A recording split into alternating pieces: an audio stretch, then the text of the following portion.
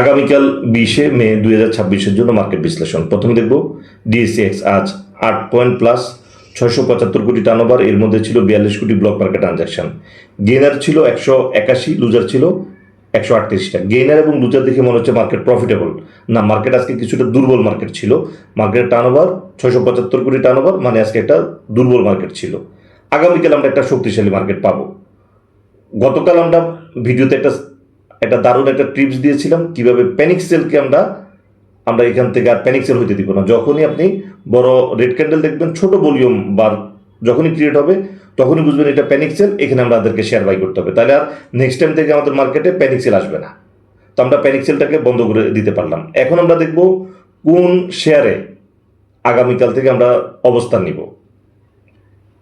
যেহেতু টার্নওভারটা একটু কম, যার কারণে আমরা ইন্স্যুরেন্স এবং লো পেড আপ, যেসব ইন্স্যুরেন্সের ভলিউম আছে এবং লো পেড আপ শেয়ারগুলো, এগুলোতে এন্ট্রি নেওয়া যায়।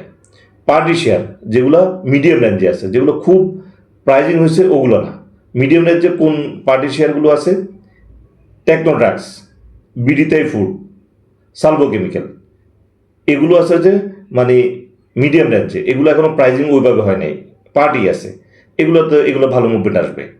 যে শেয়ারগুলোর বেশি মুভমেন্ট হয়েছে যেমন Domino's, GQ ball pen, Asiatic lab, এ ধরনের শেয়ারে না যাওয়াই ভালো, প্রয়োজন নাই আমাদের। মিডিয়াম রেঞ্জের যেগুলো পার্টি আছে এগুলোতে আমরা যাব। টেকনোড্রাগস, বিডিথাই ফুড এবং সালভো কেমিক্যাল, এই ধরনের শেয়ারে। ব্যাংকের শেয়ারে যাওয়া যাবে এখন, কারণ হলো প্রাইস অ্যাডজাস্টমেন্ট হয়েছে। ওদের এজিএমের পরে যখন ডিভিডেন্ড ডিসবার্সমেন্ট করবে, এই ডিভিডেন্ডগুলো যখন মার্কেটে আসবে তখন এই শেয়ারগুলো প্রাইজিং হবে ব্যাংকের, যার কারণে এখন থেকে আস্তে আস্তে ব্যাংকে এন্ট্রি নিতে হবে। এছাড়া কিছু সেফ শেয়ার রয়েছে মার্কেটে। সিবিও ভালো ইপিএসের শেয়ার, যে কোনো সময় 20-30 টাকার একটা গ্যাপ চলে আসতে পারে। সিবিও এখন যে জায়গাতে রয়েছে। মনোস্পুল ভালো ইপিএসের শেয়ার, এখন চার্টের যে পজিশন, যে কোনো সময় 30-35 টাকার একটা গ্যাপ আসতে পারে। সিমটেক্স ভালো ইপিএসের শেয়ার, চার্টের যে পজিশন অবস্থান করছে, যে কোনো সময় 4-5 টাকার একটা গ্যাপ আসতে পারে।